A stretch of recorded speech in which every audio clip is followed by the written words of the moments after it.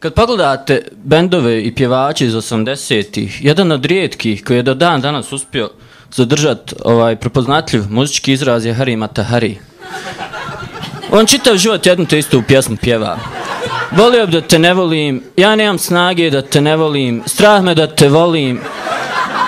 Ja ne znam kako uspije napraviti tolike kombinacije s tako malo riječi. Ja sam nagooglao jedan program koji izračunava sve moguće kombinacije i ja mislim da je Hari više kombinacija uspio napraviti.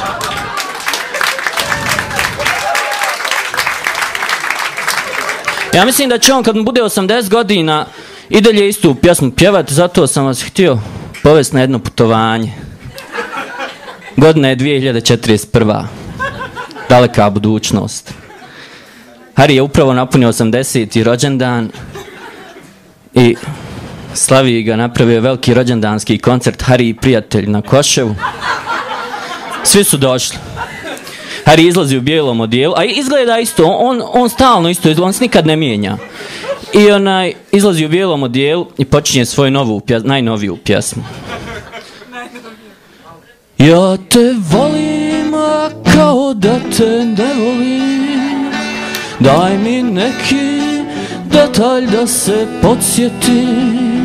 Gledaš me u oči da mi shvatiš namjeru, ali ja sam sebe dao Alzheimeru.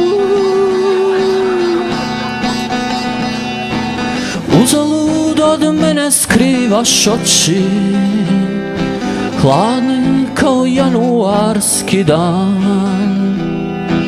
Priznaj s kim si bila prošle noći, ako si bila sa mnom, reci mi da znam.